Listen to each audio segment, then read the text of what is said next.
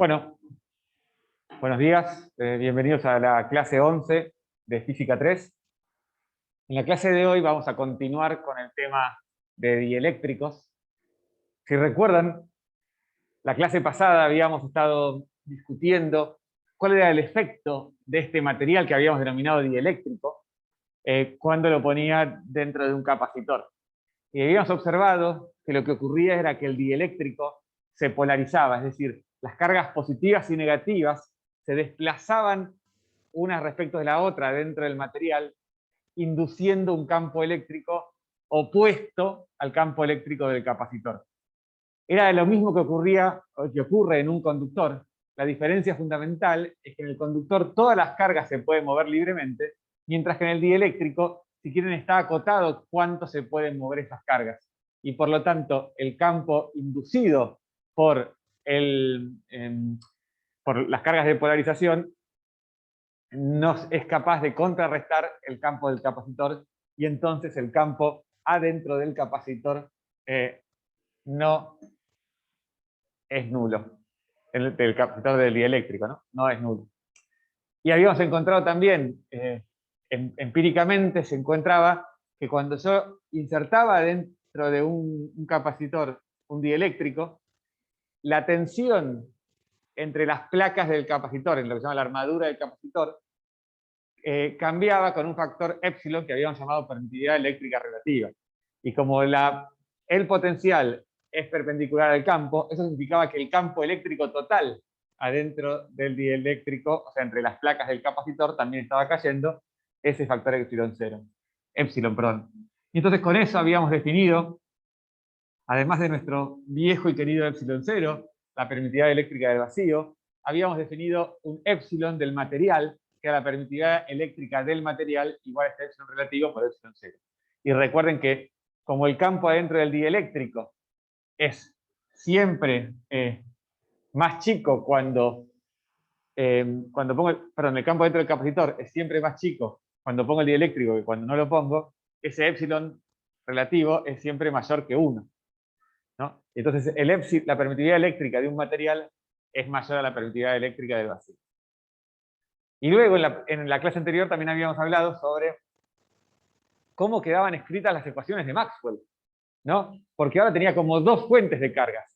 La divergencia de E, que me habla de dónde están los sumideros y las fuentes de campo eléctrico, que era ρ sobre epsilon cero, la carga total dividido epsilon cero. Esa carga total ahora la había separado en dos partes. La carga libre y la carga de polarización. La carga libre eran todas aquellas cargas, por ejemplo, pinchadas en el vacío, como la de la unidad 1, o aún también las distribuciones de cargas que se generaran dentro de un conductor, las podría tomar como carga libre. Y las cargas de polarización son las que ocurrían en el dieléctrico, en esta descripción. Entonces la misma ecuación de Maxwell ahora la empezaba a abrir y me daba cuenta que, dado que ya sabemos construir la carga de polarización en relación a una divergencia de un vector P, podía encontrar que la divergencia de un nuevo vector, que llamamos D, que es un campo vectorial de desplazamiento, que es igual a epsilon 0 por el campo eléctrico por P, ¿sí? Era igual a las cargas libres. La ventaja de escribirlo de esta manera, con esta formulación, era que lo que queda como fuentes de las cargas del vector D, son cosas que yo puedo identificar y cuantificar fácilmente, independientemente del material. Son, si quieren, las condiciones del problema, y no algo que se induce por el problema, ¿no?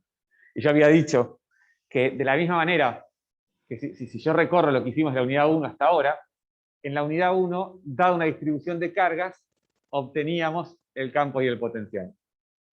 Luego, cuando arrancamos con conductores, en realidad la distribución de carga en el conductor era un emergente de cómo era la forma del conductor y el campo externo que se le había impuesto.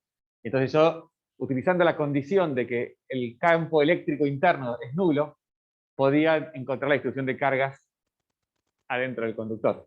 Y ahí encontrar el campo total como el campo producido por algo externo, más el campo producido por estas cargas que se generan en el conductor. Ahora voy un pasito más allá y lo que digo es, bueno, dado una distribución de cargas libre, puedo encontrar el vector D y después puedo, sabiendo quién es D, encontrar el campo eléctrico y el vector P que me habla de las cargas de polarización. Y eso es un poquito, vamos a discutir ahora. Entonces, esto resume un poco lo que decía, solamente agrego que algo que también habíamos encontrado era que existía una relación entre la carga de polarización que se inducía en los bordes de un dieléctrico y la carga sigma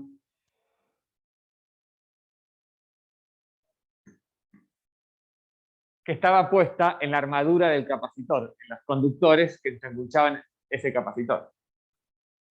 Y esa relación era menos, y eso tiene sentido, porque donde tengo carga positiva en el capacitor, tengo una inducción negativa en el dieléctrico, porque justamente las cargas en el dieléctrico apantallan el campo producido por el capacitor, y era 1 menos 1 sobre épsilon relativo, cosa que también tiene sentido, porque cuando el épsilon relativo es igual a 1, estoy en el vacío, entonces estas cargas de polarización son nulas, y cuando el épsilon relativo es muy grande, cuando por ejemplo es infinito, significa que estoy en un conductor, y las cargas de polarización son iguales a las cargas del conductor. Varios me habían hecho notar, y está muy bien, y así que lo quiero remarcar, es que siempre hacemos las cuentas con un conductor, con un capacitor de caras planas, pero estas relaciones valen en realidad para todos los capacitores de cualquier geometría, ¿no? Y eso es muy importante, y punto a punto van estas relaciones.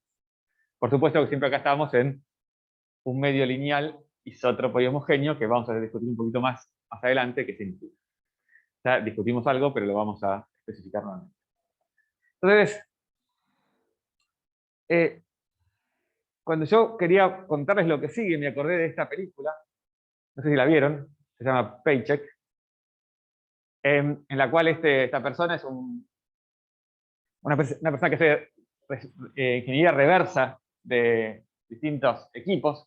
Entonces arranca la película así, el tipo va, no le estoy spoileando nada, va a un negocio, compra un televisor, que es que acaba de el de la derecha, que acaba de salir, y se encierra no sé cuántos días en un taller, hace ingeniería inversa para copiarlo y vendérselo a otra compañía, y construye el de la izquierda, ¿no?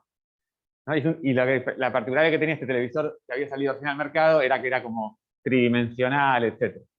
Y el tipo estaba hablando y dice lo siguiente.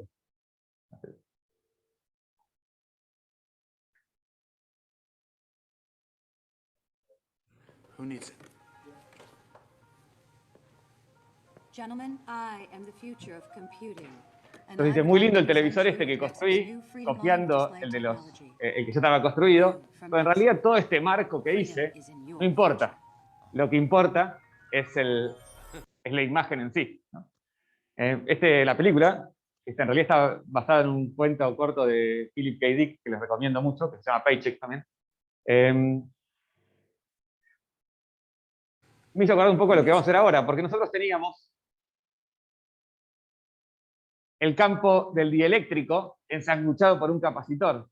Pero como les venía adelantando las clases pasadas, el capacitor en realidad no me importa.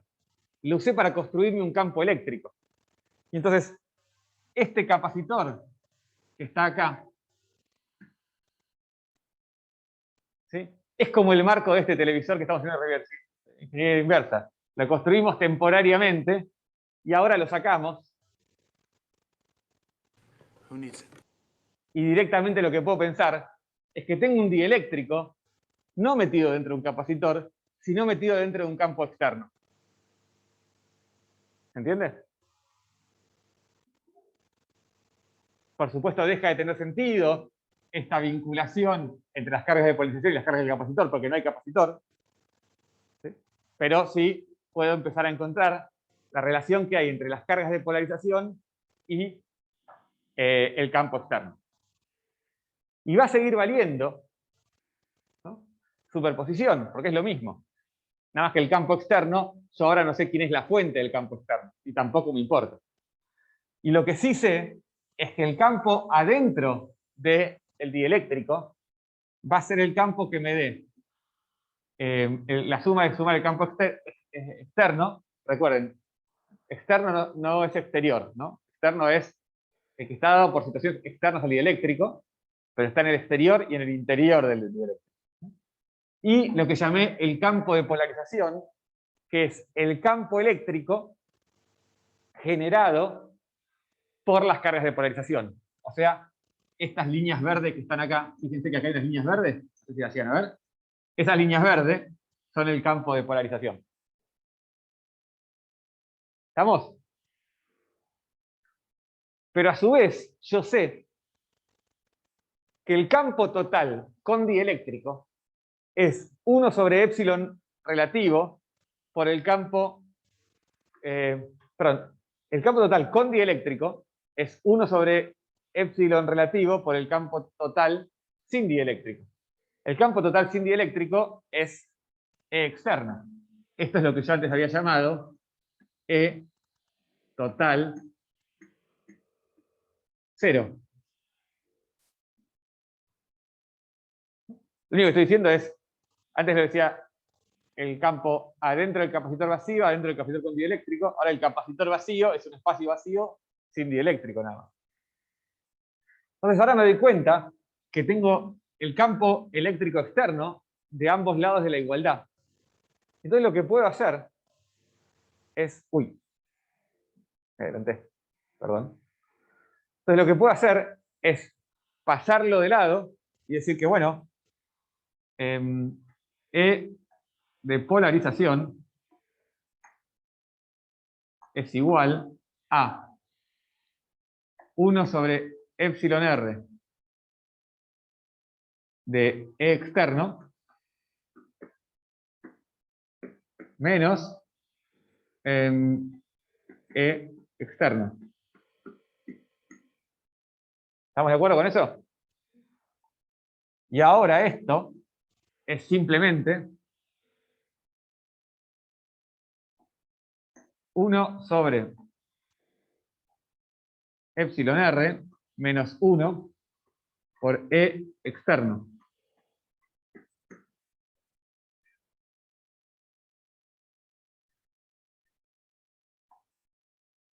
Y ahora, dado que epsilon r es mayor que 1, el término este, entre paréntesis, es negativo, porque es un número. 1 sobre algo mayor que 1 es menor que 1, menos 1 es negativo. Entonces lo voy a dar vuelta. Y si lo doy vuelta, me queda que el campo generado por las cargas de polarización, EPOL, es menos 1 sobre epsilon r por E externo. ¿En casa me siguieron? ¿Sí? ¿Vamos bien en casa? Y todo. Buenísimo. Fíjense que se parece mucho a lo que yo tenía para el signo de polarización, ¿no? En el caso del capacitor, tenía que el signo de polarización era menos 1 menos 1 sobre R epsilon relativo por sigma. Y acá tengo que el campo de polarización es menos 1 menos 1 sobre epsilon R por el campo externo. Así que muchas de las cosas que hablamos antes valen también ahora. Y esto tiene sentido, ¿no? Porque cuando teníamos el capacitor, el campo externo era el campo que generaba el capacitor. Y sabemos que el campo adentro de un capacitor de caras planas es sigma sobre epsilon 0. Y el dieléctrico forma la misma geometría que un capacitor de caras planas. Son dos caras planas pegadas. Entonces, su campo adentro es sigma sobre epsilon 0. Entonces, tiene sentido que la forma del campo y la forma de los sigmas sean las mismas, digamos. De hecho, yo podría haber llegado a esta ecuación para el campo, aún en el caso del capacitor, simplemente haciendo una superficie de Gauss y haciendo superposición. Pero bueno, y quiero que noten también que vuelve a valer lo mismo que yo dije antes sobre el signo menos y el epsilon r. Primero, es proporcional al campo externo. Esto tiene sentido porque a mayor campo externo, mayor cargas de polarización. Pero con un signo menos, porque el campo de polarización se opone a pantalla el campo externo. Y además, cuando el epsilon r vale 1, o sea, cuando estoy en vacío, o algo que se parece mucho al vacío, el campo de polarización es nulo. Está bien, porque no hay cargas que se muevan. En cambio, cuando el epsilon r es muy grande, estoy cerca de un conductor, el campo de polarización es exactamente igual a menos el campo externo, lo apantalla perfectamente. Tiene todo sentido. Bien. Entonces, también habíamos charlado la clase pasada que, dado ahora una carga de polarización, que yo fíjense que le saqué el capacitor ya, ¿no? Sí. Estefané. ¿Todo bien? Me alegro.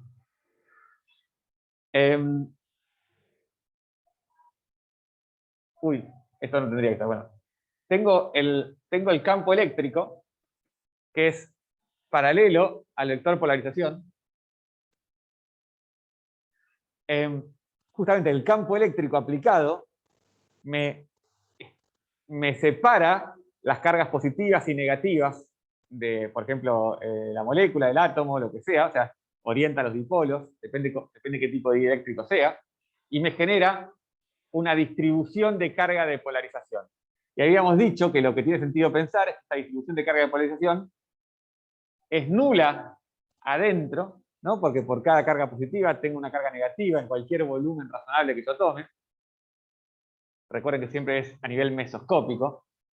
Pero en las superficies aparecía una sigma de polarización que era el producto de este P, el vector polarización, por N. Y por lo tanto, la carga de polarización lo podía pensar como menos la divergencia del vector P, ¿no? Y habíamos discutido que esto tenía sentido por los signos, porque era la forma en la cual los signos me daban consistentes con lo que uno espera, acumulación de cargas positivas, en este caso arriba, y de negativas abajo, y en los laterales no tengo nada. Pero ahora voy a agarrar una seccioncita de esto.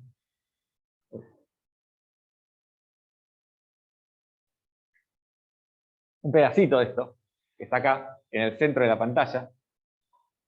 Y voy a definir un eje Z en la dirección vertical. Y me voy a preguntar cuánto vale el campo en cualquier punto de este dieléctrico. ¿Ok? ¿Cuánto vale el campo en cualquier punto de dieléctrico? Por ejemplo, en este que está marcado con la cruz. Entonces, en ese punto, el campo total, que es el campo total en presencia del dieléctrico, es, por superposición, el campo externo más el campo de polarización. Ahora, yo ya sé esto, cuánto vale. El campo externo es simplemente el campo externo en Z. Uy. El campo externo es el campo externo en Z. Está dado la situación externa a mi sistema. Y el campo de polarización, fíjense, si yo conociera cuánto valen las cargas de polarización superficiales, puedo pensar que tengo simplemente un signo de polarización. Entonces, signo de polarización sobre epsilon 0 menos 1 sobre epsilon 0 por P por N. Lo que dije es, me imagino que tengo el dieléctrico y adentro del dieléctrico hago un espacio sin dieléctrico, por ejemplo. ¿Está bien? Y me pregunto, por ejemplo, ¿cuánto vale el campo acá, ¿sí? O acá, y hago Gauss en esa dirección? Obviamente este volumen es infinitesimal, ¿sí? Es muy chiquitito, es simplemente para poder armar una superficie de Gauss, etc. Entonces, si hago eso, no es difícil darse cuenta. Ah, perdón, y teniendo en cuenta lo que ya sabíamos antes, que el campo de polarización en la dirección Z es menos 1 sobre menos 1 sobre epsilon r por el campo externo Z, que esto es simplemente la versión escalar en la dirección Z de la ecuación anterior, ¿no? Ahora puedo poner que este es el campo en Z y que es el campo externo. Entonces, fíjense, el campo de polarización, P, también es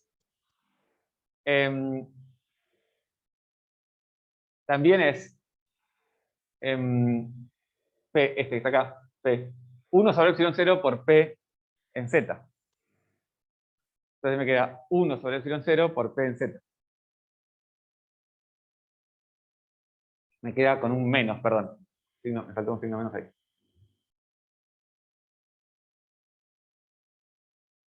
Lo que estoy diciendo es que el módulo del vector rojo es P sobre epsilon 0. Y entonces, fíjense, si yo ahora combino estos dos términos, puedo despejar PZ en función del campo eléctrico externo, ¿no? Entonces, PZ me queda igual a... Tengo un menos acá y un menos en la ecuación de arriba. Entonces tengo epsilon 0 por 1 menos 1 sobre epsilon r por el campo externo en Z. Entonces, una vez que hice eso, pasar de esta ecuación a la ecuación en amarillo es simplemente darse cuenta que 1 menos 1 sobre epsilon r es epsilon r menos 1 dividido epsilon r, y saco el epsilon r al costado. ¿En casa me siguieron? ¿Mm? ¿Sí? ¿En casa? Sí. Bárbaro. Entonces, volviendo atrás un minuto para poder apalancarnos ahí, lo que dije es, adentro de un dieléctrico, el campo total es el campo externo más el campo de polarización. El campo de polarización, ya sé cómo se vincula con el campo externo, por lo que dije en la transparencia anterior, pero además ahora lo vinculo con la distribución de polarización superficial, simplemente haciendo una superficie de Gauss. Y de esa manera puedo encontrar la relación entre P, el vector polarización, y el campo externo. Pero algo que me doy cuenta es que, fíjense, acá me quedó el campo externo dividido epsilon r. El campo externo dividido epsilon r es el campo total en presencia del dieléctrico.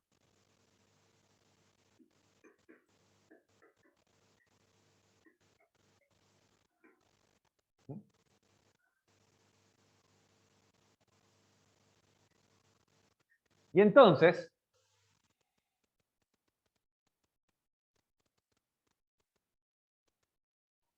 a la ecuación que habíamos llegado hace un minuto es que el vector polarización es la permitividad eléctrica del vacío por epsilon r menos 1 por E total, por el campo en ese punto. O también lo puedo escribir como la permitividad eléctrica del material menos la permitividad eléctrica del vacío por el campo total en ese punto. O también lo puedo escribir como la permitividad eléctrica del vacío por algo que se llama la susceptibilidad eléctrica, que no es otra cosa que epsilon r menos 1. ¿Sí?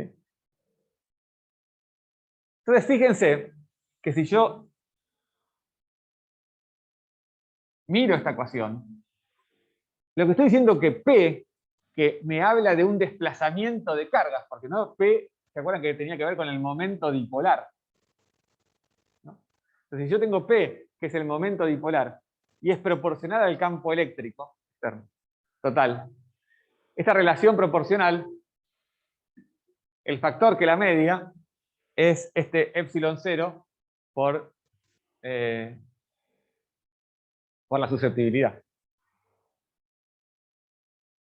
Entonces, si P me habla de un desplazamiento de carga, en el fondo esto sería como una especie de constante del resorte, digamos, ¿no? Digo, bueno, para desplazar las cargas unas de otras, necesito un campo mayor. ¿No? Volviendo a la transparencia anterior, fíjense, P es un corrimiento entre las cargas negativas y positivas. A mayor P, mayor desplazamiento. Entonces, cuando yo aumento el campo eléctrico, aumenta la separación entre cargas positivas y negativas, y eso tiene sentido.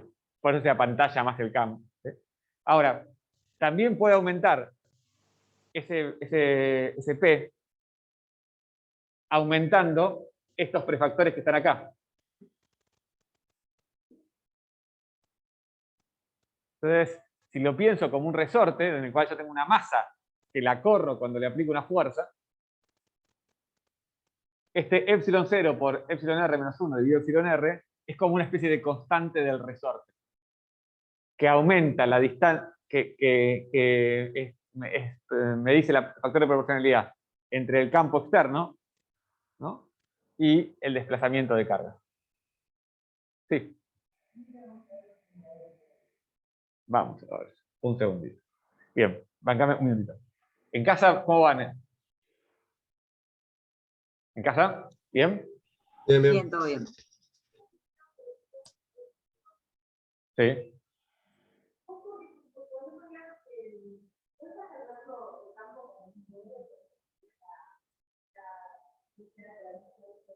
Sí, ya voy a eso. Me hacen primero una pregunta acá, es ¿cuáles son las unidades de P? Una de las maneras de ver cuáles son las unidades de P es directamente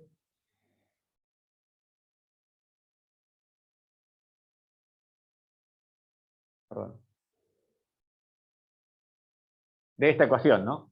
Las unidades de P son las unidades del campo eléctrico por epsilon 0. ¿Ok? Si eso te dice algo. ¿Ok? Pero otra manera de ver las unidades de P, que me parece más clara, es darse cuenta que si las cargas de polarización, la densidad de carga de polarización es la divergencia de P, la densidad de carga de polarización tiene unidades de carga sobre volumen. ¿Ok? Y entonces P tiene que tener unidades de carga por distancia, de carga de carga sobre volumen por distancia, ¿ok? De forma tal de que las distancias se cancelen y me quede carga sobre volumen. ¿Está bien? Entonces fíjate que las unidades de P, carga por distancia, son las mismas unidades del momento dipolar. ¿Está bien? Entonces si yo pienso carga sobre volumen, es como un momento dipolar, nada más que en lugar de pensar un momento dipolar de dos cargas que se separan, es un momento dipolar de dos distribuciones de cargas que se separan. Es como una especie de distribución de momento dipolar. Distribución volumétrica de momento dipolar. Esa es la pregunta. Y respecto de tu pregunta, efectivamente, yo lo que estoy haciendo acá es preguntarme cuánto es el campo generado por las cargas de polarización. Me hacían la pregunta de, bueno, ¿por qué? En el fondo la pregunta que me hacían es, ¿por qué EPOL es menos 1 sobre sigma epsilon 0 por PZ? ¿Ok?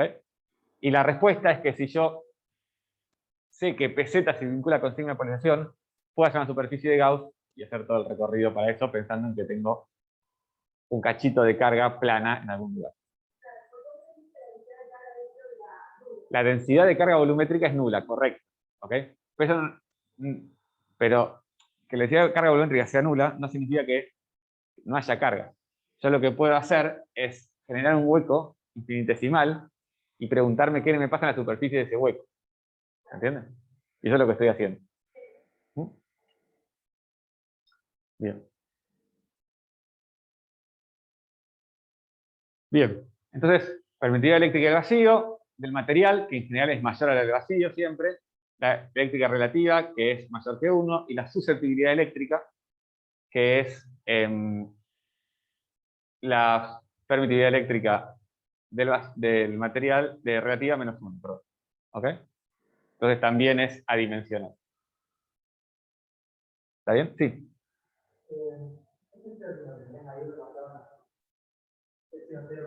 Sí.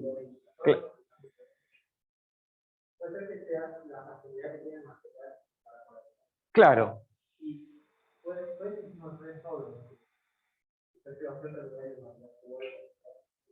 Claro, ahora vamos con eso. Un minutito. Bancame un cachín. Me preguntan, yo tengo P, lo voy a escribir de dos maneras. Voy a escribir que P es epsilon 0 por la susceptibilidad eléctrica por el campo. ¿Ok? Y cuando pongo E va a ser el campo total. ¿Ok? Pero también lo puedo pensar como P es igual a epsilon 0 por E por epsilon R por E externo. ¿No? Es la cuenta anterior. ¿Por qué lo pongo con el E externo? Porque me resulta más fácil para explicárselo respecto de en un sistema con una masa.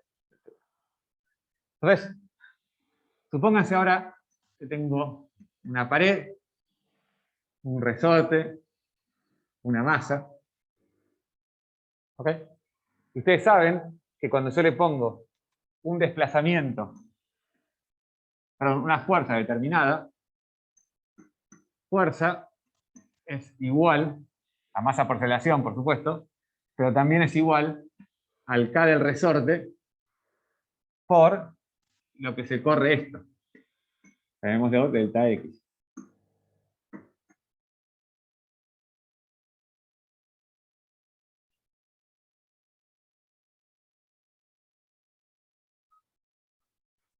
¿No? Entonces, fíjense que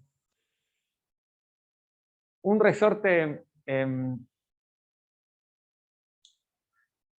lo voy a cambiar esto, voy a poner el delta X de otro lado.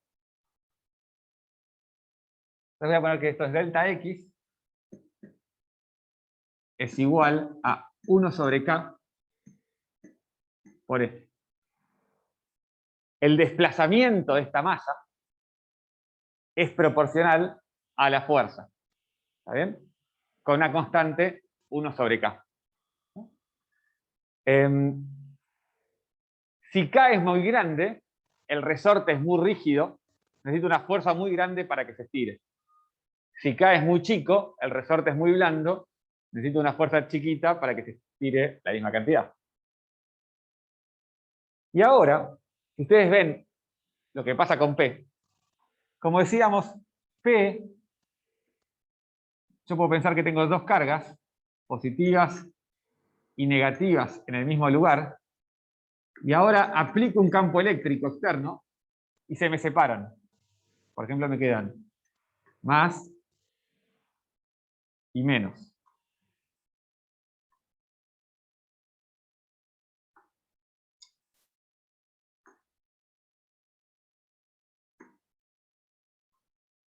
Y se me separaron a una distancia d. En este caso, el momento dipolar era nulo, y por lo tanto el vector polarización P es nulo. En este caso, el momento dipolar P es proporcional a la distancia.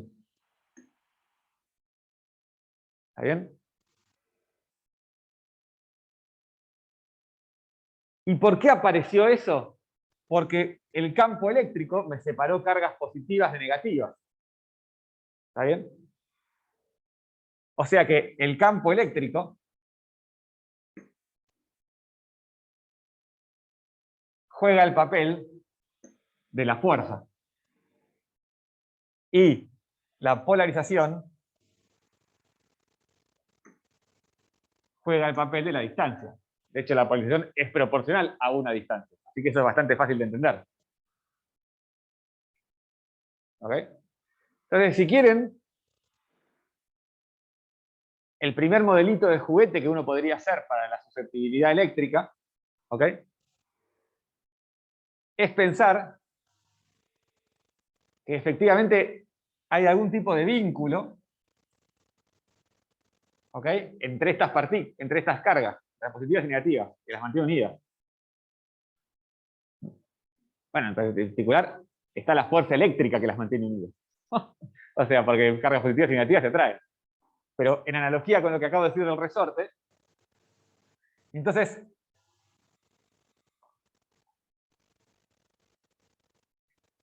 la constante esta tendría que ver con esta. Cuanto más grande sea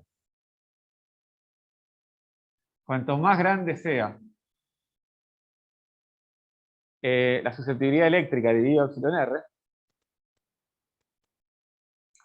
más se van a desplazar las cargas. Eso es equivalente a un resorte muy lábil, ¿sí? Un resorte débil, un resorte que... ¿Está bien? ¿En casa se entendió esto? ¿Sí? Sí, profe, perfecto.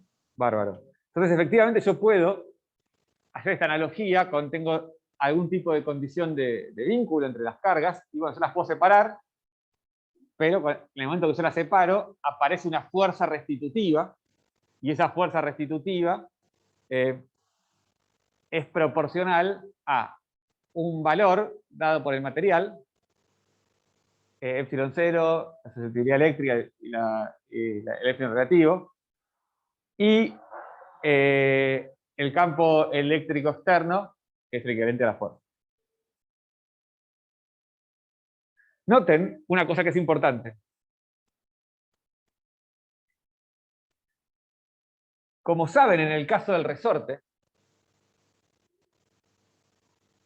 esta relación que hay entre desplazamiento y fuerza es una relación lineal, en realidad no vale para todos los resortes, ni vale para todos los desplazamientos, ni vale, ¿sí?, para todas las fuerzas. Hay un régimen en el cual el resorte se comporta linealmente y hay un régimen en el cual no se comporta linealmente. Entonces, cuando nosotros estamos diciendo que la polarización es proporcional al campo eléctrico, estamos trabajando en el régimen lineal del modelo.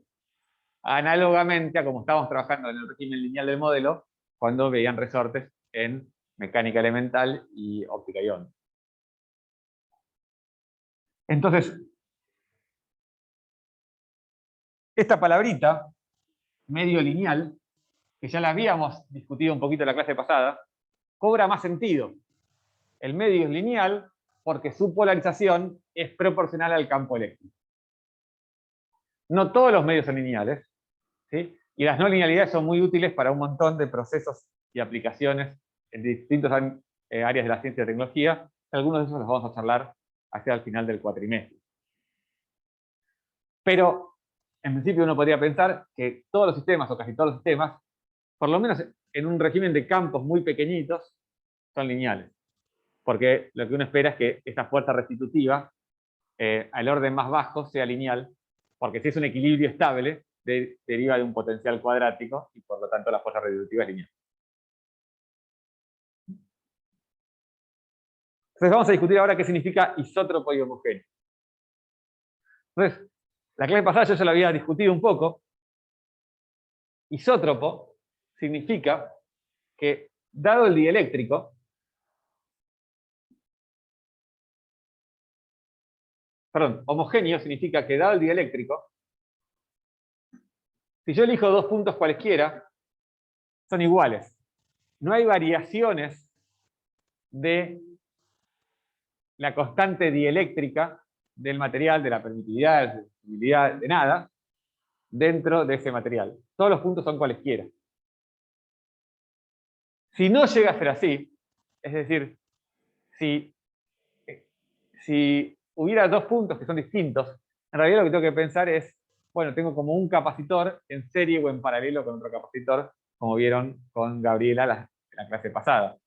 Y eso un poco lo vamos a hablar un poquito más en detalle, cómo uno puede construir en dos capacitores en serie o en paralelo, una es conectándolos con un circuito, pero yo también podría pensar que tengo un capacitor y tengo un dieléctrico acá, llenando la mitad del espacio, y otro dieléctrico acá, llenando la mitad del espacio. Entonces fíjense que como un todo, el dieléctrico este no es homogéneo, pero yo puedo agarrar cada pedacito y pensarlo como homogéneo, y entonces tendré que satisfacer una condición de borde de acá hasta acá y otra de acá hasta arriba. Entonces con eso vimos homogéneo. Me falta isótropo, ¿no? Yo decía que isótropo, la clase pasada les decía, es que es igual en todas las direcciones. Entonces, en principio, podría ocurrir que la polarización sea distinta según el campo sea aplicado en X, en Y o en Z, ¿no? Supóngase, por ejemplo, que tengo un material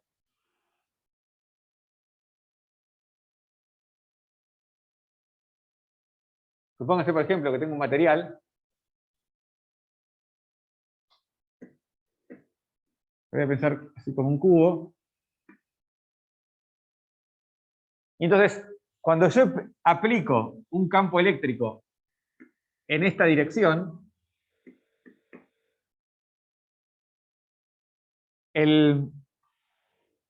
se polariza una cantidad distinta a cuando aplico un campo eléctrico en esta dirección o en esta dirección. Entonces, la susceptibilidad esta, o para decirlo, pero más genéricamente, la constante dieléctrica, la permitividad eléctrica, E, pero estamos pensando como un escalar, en realidad tendría que darme un E para X, E para Y, E para Z, ¿no? En realidad, tendría que escribir como un E sub X, hice bien.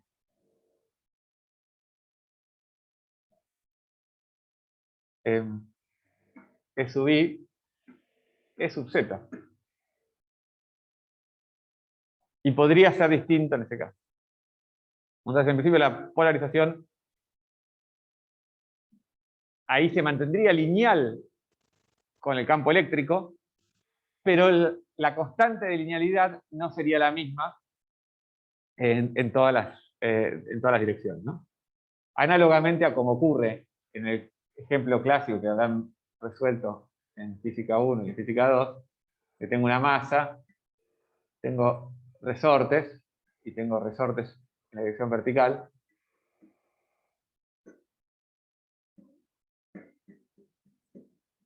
Y bueno, y acá tengo K y K, pero en la dirección vertical tengo, no sé, K' y K', ¿no?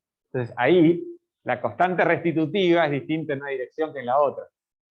Bueno, podría ocurrir acá lo mismo. En general ocurren porque esto se da en muchas situaciones como cristales, donde hay una dirección privilegiada de todo el sistema.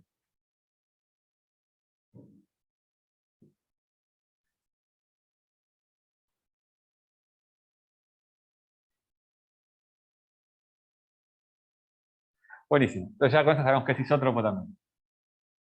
Entonces, ahora podemos volver a esta transparencia que armamos la clase pasada. Y yo les había dicho la clase pasada cuando terminamos, bueno, y este vector de desplazamiento D, que es el campo, es ε0 por el campo eléctrico más P. Ahora primero podemos precisar un poquito más quién es este campo eléctrico que entraba acá. Ya lo sabíamos, pero igual lo podemos precisar una vez más. El campo eléctrico que entra acá es el campo eléctrico total.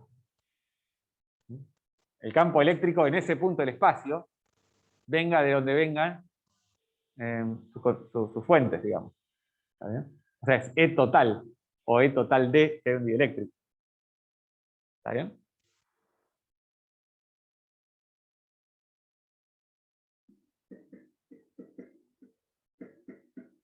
Y ya no voy a hablar más de E total D, que sé yo, porque es confuso. Es el campo eléctrico, punto. Pero además ahora puedo recordar que la polarizabilidad es epsilon 0 por epsilon r menos 1 por el campo total, o el campo eléctrico. Y entonces con esto puedo reescribir esta ecuación y llegar a esta parte.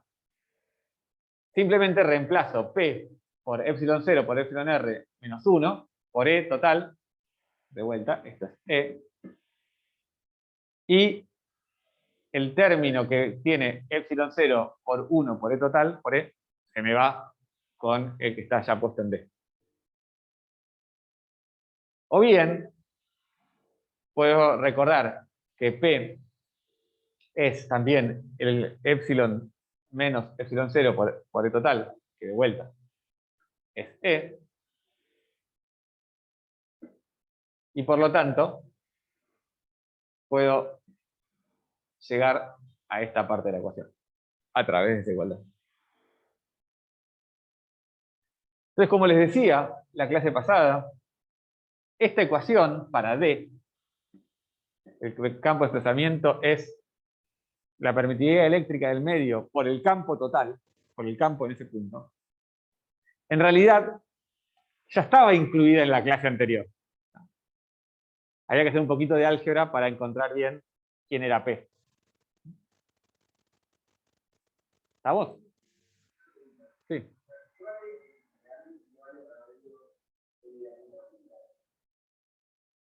¿Qué vale? Pues claro que no.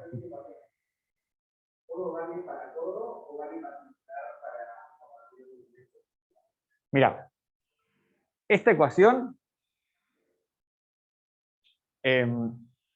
vale siempre. Lo que pasa es que este epsilon acá no va a ser un escalar cuando el medio no sea lineal y isótropo y homogéneo. ¿Ok? Pero la ecuación como tal vale siempre. A menos que yo te diga exactamente quién es epsilon. ¿Está bien? Bien. Perdón. Vale siempre que sean lineales. Si fueran no lineales, la polarización empieza a ir como E cuadrado, E cubo, E a la cuarta, etc. ¿Ok? Entonces, la no isotropía se va a ver como que este epsilon deja de ser un escalar. La no homogeneidad se va a ver como que este epsilon depende de cada punto del espacio. Y la no linealidad, ahí sí, se tendría que ver como que esto en realidad es proporcional a otros términos en potencias del campo eléctrico. ¿Está bien? Bien. Cuando llegamos a esta ecuación, que dado D, la divergencia de D es el ρ libre, alguien me preguntó, bueno, ¿qué pasa con el rotor de D? Y es una pregunta muy buena porque si yo sé la divergencia y sé el rotor, entonces sé el campo. Yo para especificar un campo vectorial necesito saber divergencia y rotor. Entonces uno se podría preguntar, ¿cuánto vale el rotor de D?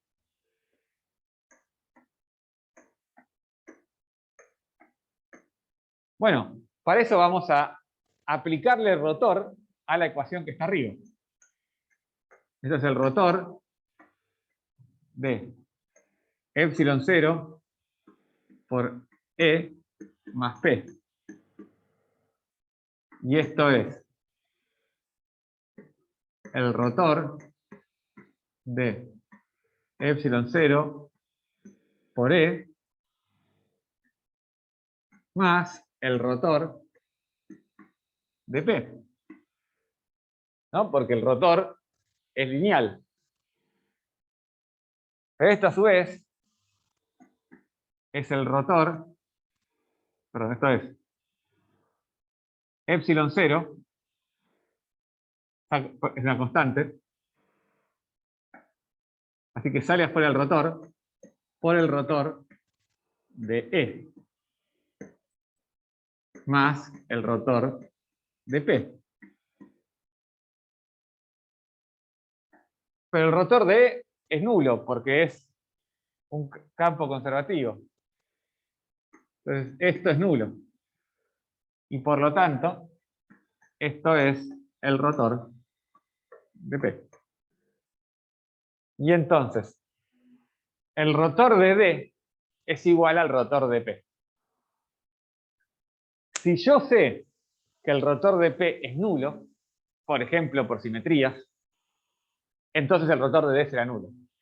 Pero recuerden que P, que me habla sobre la polarización del material, en principio yo podría construir un material en el cual las cargas estén orientadas en alguna dirección, los dipolos estén orientados en alguna dirección. Y entonces, en principio uno podría tener un P que ya tenga un rotor no nulo, ¿no? Entonces, en general, para muchas de las cosas que vamos a ver, el rotor de P va a ser nulo. Y entonces el rotor de D va a ser nulo. Pero la ecuación correcta es decir que el rotor de D es el rotor de P. ¿Está bien? ¿En casa me siguieron con eso? Sí, ¿Sí? perfecto. Hola, profe. Sí, Una Una pregunta. pregunta. Ah, sí, pregunta. Bueno, no, que esto de que dice de que el rotor de D es igual al rotor de P, sí, pero es que, y nosotros estamos siempre trabajando en medios lineales isótropos y homogéneos, ¿no? perfecto. Sí, Donde, perfecto. entonces, en este tipo de medios siempre va a ser cero el rotor de P, porque Sí. en este medio la susceptibilidad es un escalar nada más. Exactamente. Bien. Exactamente. La pregunta que me están haciendo Pero es, sí, hay situaciones donde no, a pesar de que claro. estamos trabajando en medios lineales isótropos y homogéneos. No, yo digo bajo esta hipótesis. Mira, si No sé está trabajando si... en un medio lineal y es otro homogéneo, entonces ahí sí, como P es proporcional al campo eléctrico, ¿ok? Y entonces va a ser siempre proporcional al campo eléctrico, no vas a tener un caso en el cual tengas un P cuyo rotor sea no nulo. ¿Está bien? Correcto. Sí, sí, sí, perfecto. Pero hay casos en los cuales el dieléctrico tiene una polarización permanente. ¿Ok? O sea, tiene algo que está ahí aunque el campo eléctrico sea nulo. ¿Ok? Si querés, sus dipolos ya están preorientados y lo único que hacen es cambiar un factor. ¿Se entiende?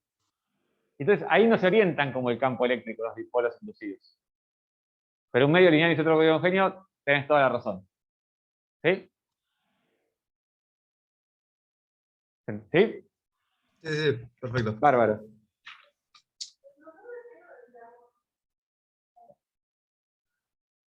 Bueno, continuando un poco con lo que veníamos hablando, luego de ver cómo es el campo, el potencial y adentro de un dieléctrico, y de ver cómo cambia la capacidad de un capacitor por la inclusión del dieléctrico, obviamente lo que sigue es poder describir la energía, porque así como habíamos visto en un sistema de conductores complejo, la energía nos ayudaba cuando queríamos calcular, por ejemplo, hacia dónde iban a ser las fuerzas entre los conductores, el trabajo, ese tipo de cosas, aprovechando que todas eran fuerzas conservativas. Entonces vamos a empezar pensando cuál es la energía de un capacitor que esté cargado negativamente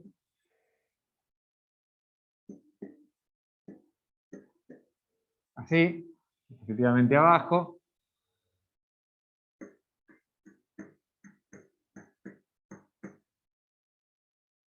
y le ponemos un dieléctrico. Entonces lo primero que nos tenemos que dar cuenta es que la energía va a ser distinta con el dieléctrico que sin el dieléctrico, ¿no? Porque cuando tengo el dieléctrico estoy, por ejemplo, desplazando cargas, digamos. Entonces, algo que tiene que estar pasando. Entonces, si se acuerdan, la energía de un capacitor, de un sistema de conductores cualquiera en realidad, era simplemente sumar sobre todos los conductores Q por el potencial. Q por el potencial, ¿no? ¿Se acuerdan que la cuenta original tenía que ver con sumar la carga por el potencial que sentía esa carga a causa de todas las demás? Pero bueno, dado que en cada conductor las cargas están en el mismo potencial, yo podía sacar el potencial afuera de la integral y después sumar todas las cargas de ese conductor y esa era la carga del conductor. Entonces, si yo tengo ese conductor, ese capacitor que está ahí, lo único que tengo que hacer es hacer la cuenta de 1/2 de la carga 1 por B1 menos, más 1/2 de la carga 2 por B2. ¿No? Donde tendría 1, por ejemplo, 1 y 2, los dos conductores. Pero también, en un sistema de capacitores, lo que yo podría hacer es escribir esto como la capacidad relativa de cada uno, del conductor 1 respecto al conductor 2, del conductor 2 respecto al conductor 3, ese tipo de cosas, ¿se acuerdan? Simplemente diciendo que Q era igual a C por B, pero poniendo los coeficientes de capacidad inducida, etcétera, ahí adentro. Entonces, si ahora hago eso, simplemente me quedaba 1/2 de C11 por B1 cuadrado, 1/2 de C22 por B, perdón, acá tendría que ser B2 cuadrado, más 1/2 de C12 B12 más 1/2 de C21 B12. Pero ahora recuerden que esos términos C11 y C12, C22 no son cualquier cosa, ¿no? Este término es mayor que 0, este término es mayor que 0, este término es menor que 0, este término es menor que 0, pero además C12 es igual a C21, ¿no? Y por lo tanto puedo escribir esto de la siguiente manera. La energía de un capacitor es simplemente 1/2 del C11 por el B1 cuadrado más el C22 por el B2 cuadrado más el C12 por B12. ¿Sí? Pero, si se acuerdan, en un capacitor habíamos dicho que C', que era C11 o menos C21. ¿Se acuerdan eso? Y además estaba otra constante, C'. Por reescribir la ecuación de arriba, aprovechando en función de C y C'. Y eso me queda básicamente 1/2 de la capacidad por B1, el B1 menos B2, ¿ok? Al cuadrado, más 1/2 de C' por B2 cuadrado.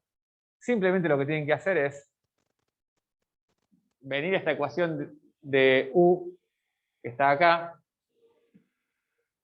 y reemplazar por quién es C, quién es C', etc. Y después les queda algo que tienen que completar cuadrados y les queda esta ecuación de abajo. O, análogamente, si prefieren, vayan a la ecuación que tengo más abajo y reemplacen quién es C y C' y les va a dar la ecuación de arriba. Ahora, habíamos dicho que en un capacitor, en general, este C' es muy pequeño. ¿Se acuerdan? C' es muy pequeño. Y por lo tanto, este es 1/2 de C por B1 menos B2 al cuadrado, más es igual a 1/2 de Q cuadrado sobre C. Entonces tengo una ecuación planteada o bien en términos de la capacidad del capacitor y la diferencia de potencial, o bien en términos de la carga y la diferencia de potencial. En ambos casos está al cuadrado, ¿no?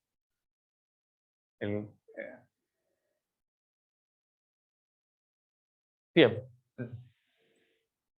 Algunos chequeos, fíjense que la diferencia de potencial puede ser positiva o negativa, la carga puede ser positiva o negativa, pero en ambos casos están al cuadrado. ¿Okay? La capacidad siempre positiva, ¿no? Eso tiene sentido porque da lo mismo si yo tengo un sistema donde B1 es menos B2 tiene una determinada potencial, o si los intercambio, ¿no? Porque en realidad la energía de un sistema donde cambio B1 por B2, como estos, debería ser la misma, básicamente. ¿No? Sí.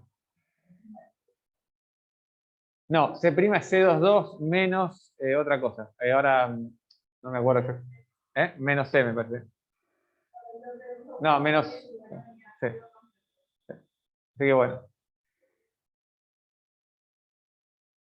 C22 menos C. Sí. Bien. Entonces, ahora nos podemos preguntar efectivamente qué le pasa a la energía de un capacitor. Y nuevamente vamos a tener dos casos. ¿Se acuerdan que esto nos pasó igual cuando teníamos el sistema de conductores? Teníamos el sistema de conductores y decíamos, bueno, movemos un conductor. Y decíamos, no es lo mismo si mantengo las cargas de cada conductor constante que si mantengo los potenciales de cada conductor constante. Entonces, la energía de un capacitor en el cual inserto un dieléctrico, o sea, tengo un capacitor, así, y agrego un dieléctrico,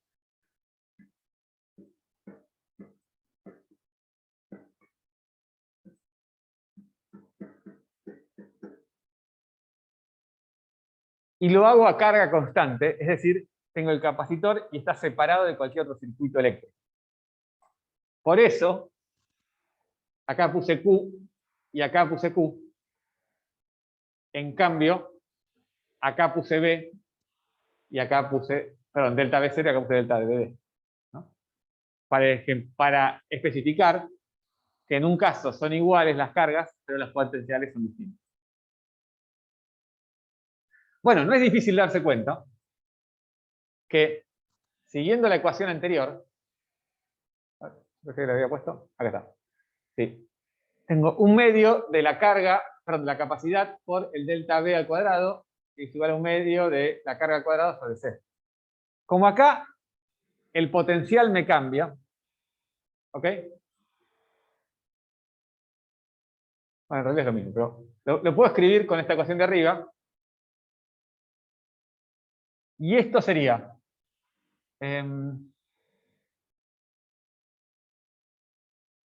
un medio de C por delta B0 al cuadrado. Y esto es un medio de C con el dieléctrico por delta B al cuadrado. Delta BD. ¿Estamos de acuerdo con eso? Esto no me dice mucho, tengo un problema con esto, ¿no? Porque fíjense.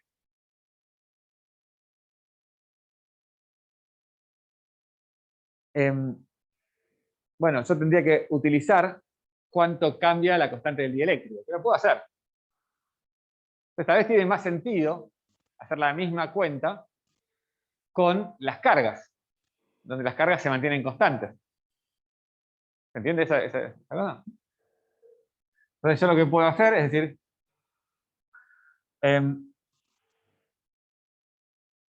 porque, perdón, cuando yo agrego el dieléctrico, el delta BD cambia de delta B0 a delta BD porque agregué el dieléctrico, no porque yo lo impuse. ¿Ok? Entonces, la propuesta es, como acá tengo, dicho de otra manera, acá tengo esto, que es un emergente de lo que quiero tener, y la energía que no sé cuánto vale. Entonces, hagámoslo con las cargas, que ya sé cuánto valen. Entonces, ahora hagámoslo con las cargas.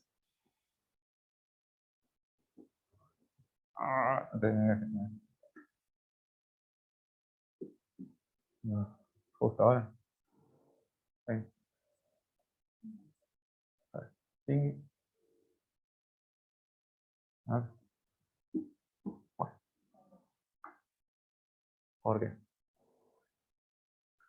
Un momento.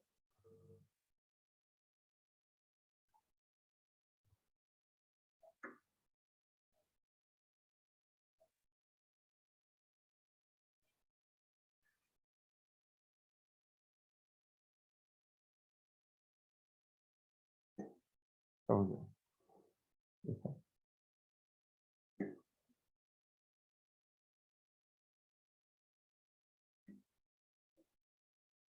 Esperen un minuto. A ver.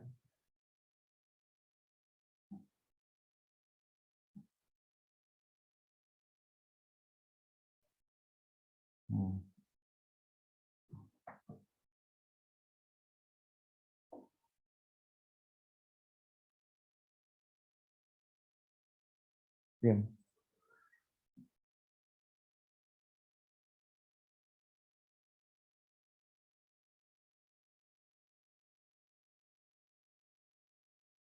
Em,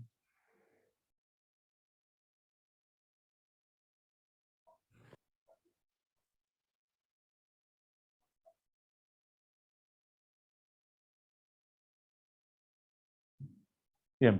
Entonces, lo que dijimos es, como se mantiene a carga constante, pongamos la energía de la carga. Entonces, la energía U, perdón, E había puesto ahí.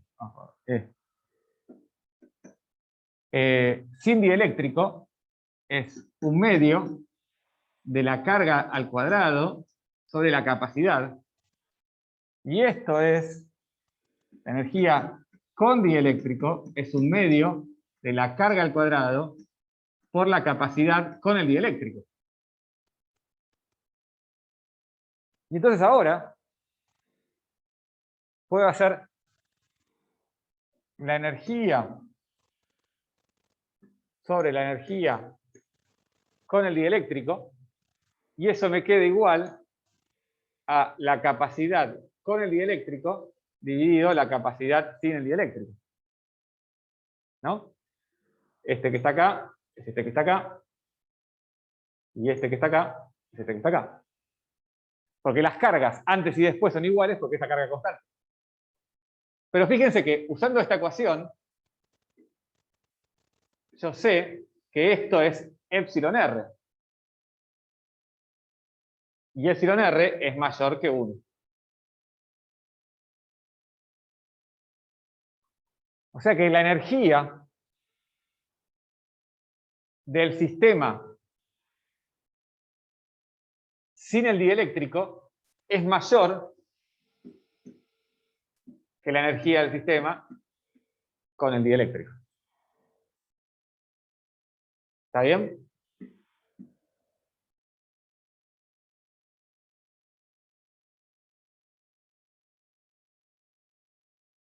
Bueno, ¿se imaginarán lo que vamos a hacer ahora? Vamos a hacerlo a potencial constante. Esto significa que hay una pila que tiene el potencial este al mismo valor, antes y después. Entonces lo que cambia es la carga. Bueno, voy a hacer lo mismo, ¿no? Voy a decir, bueno, el E sin el dieléctrico es C por delta V cuadrado, y la energía con el dieléctrico es un medio de C por delta V cuadrado, y este es el C con el dieléctrico. Y ahora cuando hago E sobre ED, esto es, acá me faltó un medio, ¿no? Hermoso. Esto es E sobre D, es C sobre CD, y esto es 1 sobre epsilon R. Y por lo tanto, 1 sobre epsilon R es menor que 1, porque epsilon R es mayor que 1. Y por lo tanto, el campo eléctrico sin dieléctrico es menor que el campo, perdón, y la energía sin dieléctrico es menor a la energía con dieléctrico en el caso de potencial constante. ¿Está bien?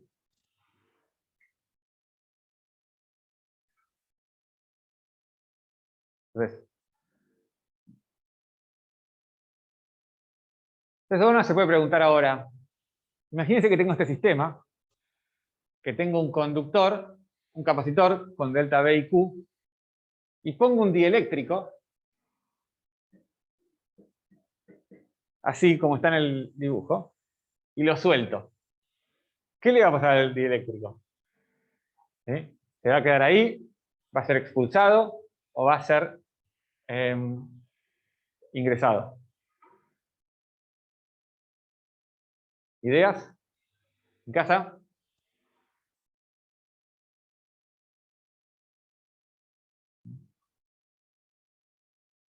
Para eso uno tendría que agarrar, ¿sí? Y, sí, ¿qué me decís? ¿En casa alguien me está hablando? No sé, creería que se quedaría ahí, pero no estoy seguro. Se quedaría acá.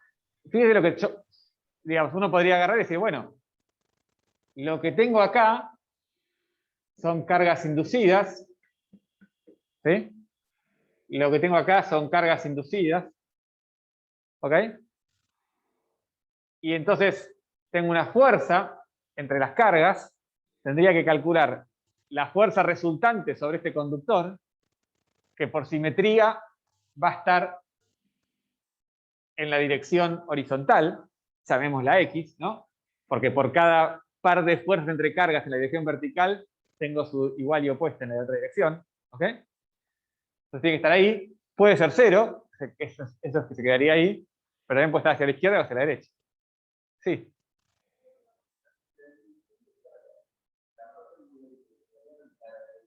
Acá.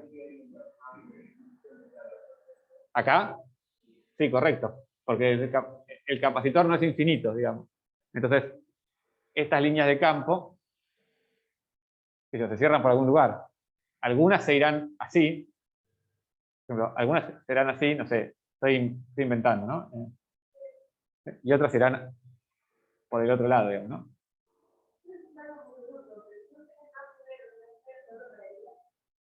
¿Eh?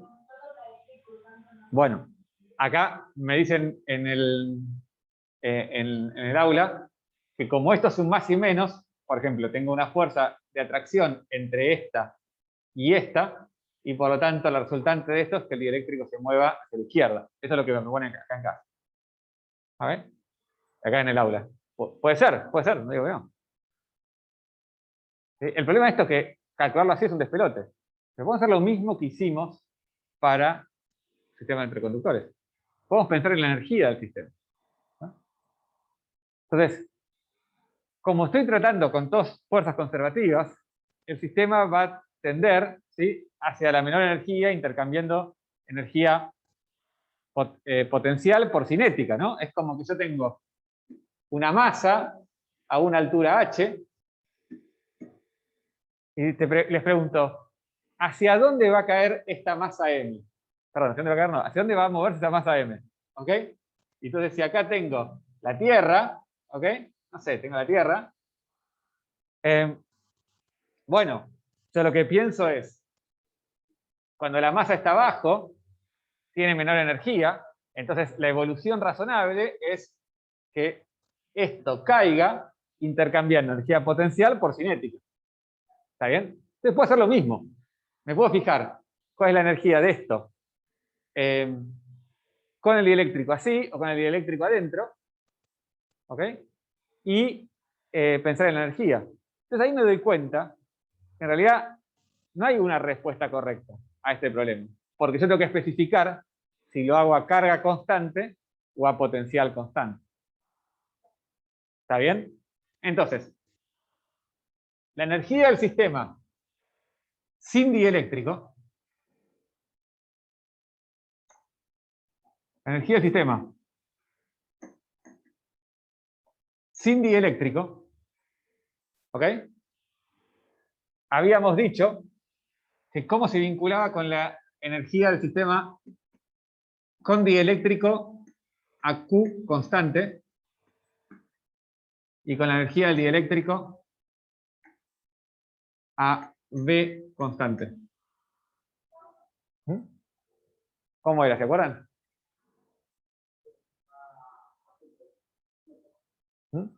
Cuando yo tenía a voltaje constante, ¿sí? ¿Recuerdan, no? A voltaje constante, la energía con dieléctrico era mayor que la energía sin dieléctrico. Entonces, esto es así y esto es así, ¿no?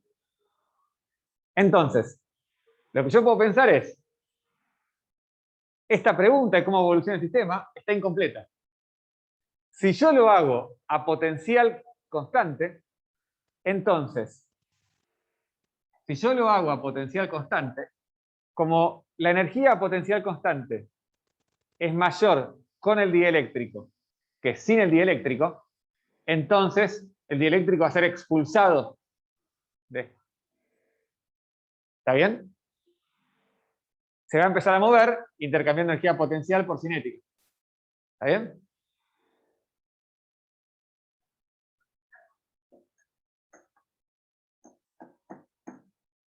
En cambio, si estoy a carga constante,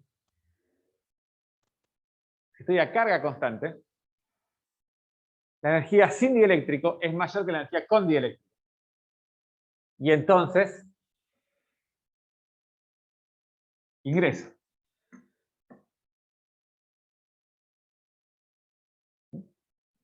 Este segundo caso es el que estaba mencionando acá, de que esta fuerza entre pares mueve el sistema.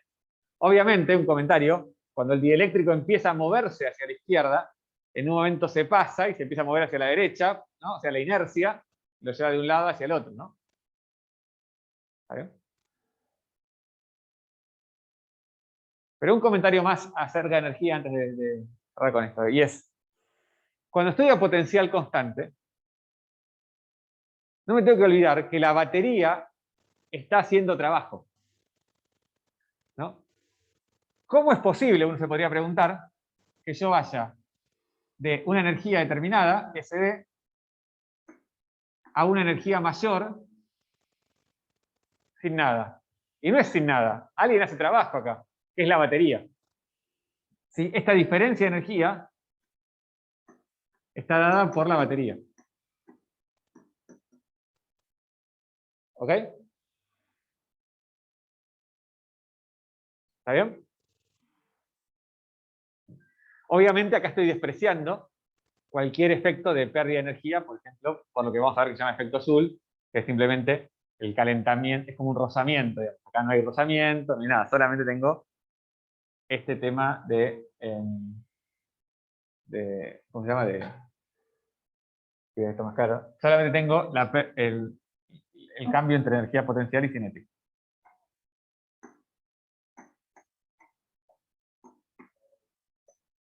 Bueno, esto lo van a resolver un poco más en detalle. Les propongo que calculen cuánto vale la energía que hace la batería, ¿sí? Y miren que la energía de todo el sistema se conserva, digamos. ¿Sí? Es decir, que a potencial constante, las cargas que me entrega la batería para un potencial, que es equivalente a traer las cargas desde el infinito hacia un potencial B, es efectivamente la energía que me está faltando para pensar entre el sistema con dieléctrico y sin dieléctrico. ¿Sí? Bien. Bueno, esto está puesto igual, pero al revés, ¿no? Efectivamente tengo una fuerza que está entre las cargas negativas y positivas, ¿sí? O también lo puedo pensar que como la fuerza es proporcional al campo, en este punto, el campo no apunta hacia abajo, apunta así. En este punto, el campo no apunta hacia abajo, apunta así. Igual que las dos flechas rojas que están dibujadas. Entonces, la resultante no está en la dirección vertical, sino en la dirección horizontal y hacia adentro. Bien. Buenísimo. Quería terminar la clase de hoy hablando de ruptura dieléctrica. El hecho de que cuando aplicamos un campo eléctrico muy fuerte a un material, deja de valer esta proporcionalidad y los electrones circulan como si fuera un conductor por el material. Es decir, en un dieléctrico las cargas están ancladas a un lugar y no se mueven más que una cantidad. Entonces, si yo aumento el potencial entre la que está el sometido dieléctrico dentro del capacitor, eso aumenta el campo y eso va separando cada vez más las cargas. En un momento ocurre esta se llama ruptura dieléctrica y las cargas se mueven y circulan rápidamente para apagar esta diferencia de potencial y después se vuelven a reequilibrar con cargas que están sueltas. Con cargas que... Esa ruptura dieléctrica ocurre un montón de veces y da este tipo de patrones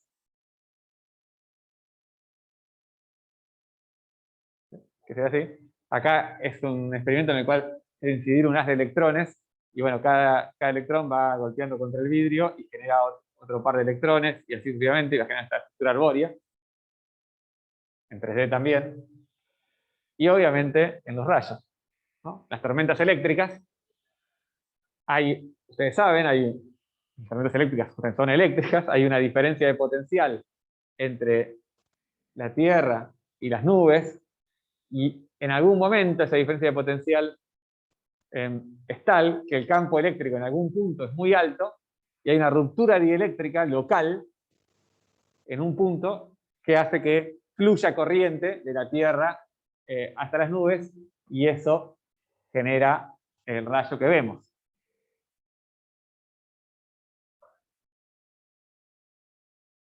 Esto no queríamos hablar, pero entonces, uno puede pensar así, que si yo tengo un capacitor, ¿no? Tengo el cielo y la tierra, que lo pienso como un capacitor. Una parte cargada negativamente, otra positivamente. Y de alguna manera suelto un electrón en algún lugar, en alguna molécula. Recuerden que tengo el aire formado por un montón de moléculas neutras, ¿no? Nitrógeno, oxígeno, un montón de dióxido de carbono, de cosas neutras. Si tengo un electrón que está suelto, ese electrón, como está en un capacitor, va a viajar en contra del campo eléctrico, ¿no? Porque va a viajar, como el electrón está cargado negativamente, es atraído subiendo en opuesto al campo eléctrico. Y en algún momento se encuentra con una molécula o un átomo, lo golpea y lo ioniza. Lo ioniza significa le saca un electrón. Entonces ahora yo tenía un electrón y ahora tengo dos electrones. El que tenía y el que le saqué por el choque, ¿no? Piénselo como un choque, sí, simplemente. Y después este electrón encuentra otra molécula, golpea y salen dos. Y así voy generando una cascada de electrones que van saliendo de átomos neutros que dejan de ser neutros por un rato. ¿Está bien? Entonces, cuando todo esto termina, hay un montón de electrones que llegan al ánodo. Pero hay un montón de también moléculas que antes estaban cargadas de forma que antes eran neutras y ahora pasaron a ser positivas. Y por lo tanto, a la molécula o al átomo que yo le saqué un electrón, ahora se mueve hacia el cátodo. Entonces, fíjense que uno lo que puede pensar es que yo tengo una distribución de cargas en el cielo y en las nubes y en la Tierra, perdón. Y cuando ocurre la ruptura dieléctrica, tengo un flujo de cargas de un lado para el otro, positivas para un lado, negativas para el otro. Y ahora imagínense que yo tengo este campo eléctrico, lo voy a dibujar igual, mismo sentido todo. Entonces tengo el campo eléctrico de las cargas positivas, a las negativas. ¿Ok?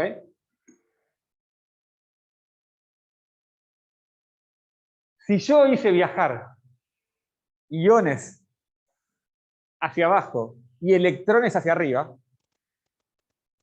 lo que puedo pensar es que ahora, acá, voy a tener acumulados, sin pensar ninguna recombinación ni nada, ¿no? Electrones, y acá voy a tener acumulados cargas positivas. Lo ven en casa eso también, ¿no? Y entonces, el campo acá en esta zona disminuyó. Se me apantalló el campo por la ruptura dieléctrica. El movimiento de electrones libres, ¿sí?, dio lugar a que se me equilibren los potenciales arriba y abajo un poco, y eso disminuye el campo, y eso disminuye la probabilidad de tener una ruptura dieléctrica nueva. Entonces, la ruptura dieléctrica da lugar a un flujo de cargas que equilibra los potenciales de las dos partes del capacitor, por ejemplo, ¿sí?, o del cielo y de la tierra, y eso da lugar a una disminución del campo eléctrico local que da lugar a no más rupturas dieléctricas hasta que se vuelven a cargar y vuelven a correr. Es una equilibración, si quieren. ¿Está bien? ¿En casa me siguen con esto? ¿Sí? ¿Me siguen en casa? Hola, hola. Sí, sí. Bueno, entonces, lo que quiero hacer ahora con ustedes es calcular de manera muy burda cuál es la constante cuál es el campo al cual ocurre la ruptura dieléctrica del aire. Es decir, ¿para qué valor de campo eléctrico ocurre todo este proceso de cascada que yo les estoy contando ahora? Y lo vamos a calcular con todas las fórmulas que conocen, ¿ok? Y ver más o menos si se parece a la realidad. Entonces, lo que nos tenemos que dar cuenta es que acá hay dos procesos importantes. Por un lado, está el proceso en el cual un electrón, este que está acá, viaja de esta posición a esta posición justo antes de chocar. ¿Ok? Quiero que noten que en ese camino su energía aumenta, su energía cinética aumenta. Porque acá, ¿sí? Porque recorre un potencial. ¿Sí? Va de un potencial a otro potencial. ¿Estamos de acuerdo en casa también? ¿Sí? Entonces, Sí, sí. acá hay un cambio de energía. Hay un delta de energía que ocurrió. Por ir de un lugar que está en un potencial a otro lugar que está a otro potencial. ¿Sí? La partícula quiere energía cinética. Después ocurre el choque. Y en ese choque tiene que hacer lo que se llama ionizar un átomo. Es decir, tiene que chocar contra un átomo y sacarle un electrón. ¿Ok? Y entonces, para que eso ocurra, la energía cinética con la que contra la que el electrón tiene que llegar tiene que ser mayor a la energía de ionización, la energía que me toque para sacar ese electrón. Y esas son las dos cuentas que vamos a hacer, y tal vez cuando les explique terminen de cazar los detalles que tal vez les quedan en el aire. Pero si no me vuelven a preguntar. Entonces, la primera pregunta que tenemos que hacer es, cuando hice este recorrido, ¿cuánta distancia recorrió? Porque si yo sé la distancia y sé el potencial, sé el campo y la energía. Entonces, una manera de pensarlo es que si yo tengo un gas, este gas lo puedo pensar como moléculas, están separadas a una distancia. ¿Y se acuerdan en la ecuación de los gases ideales? Que decía que P por B es NKT. La presión a la que estaba el gas y el volumen en el cual está ese gas es igual al número de moléculas del gas por la constante de Boltzmann por la temperatura.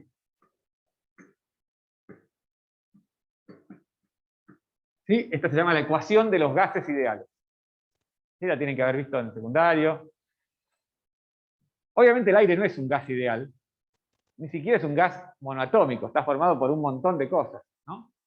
Tiene mucho nitrógeno, pero también tiene oxígeno, dióxido de carbono y un montón de cosas más. Pero bueno, como les dije, la idea es hacer una cuenta más o menos con las herramientas que tenemos y saber qué hipótesis hacemos. Mientras registremos qué hipótesis hacemos, no está mal. Entonces, yo puedo calcular 1 sobre n. 1 sobre n es igual a el número de moléculas por unidad de volumen. Que si quieren es como pensar, bueno, yo tengo esta molécula que está acá. ¿Cuánto espacio alrededor tiene libre? ¿Ok? En promedio, obvio, va a haber moléculas que están más juntas, como estas, y moléculas que van a estar más separadas. Pero en promedio, ¿cuántas moléculas cuánto espacio tiene libre cada molécula alrededor? Bueno, eso es simplemente agarrar el número de moléculas y dividirlo por el volumen total en el cual están. ¿Está bien? Y eso es K por T sobre P. Bueno, vamos a hacer esa cuenta. Entonces vamos en Python. Después esto lo voy a subir, le voy a agregar unos comentarios, porque esto se me ocurrió hoy temprano, así que no le puse comentarios. Pero fíjense lo que hice. Agarré y calculé.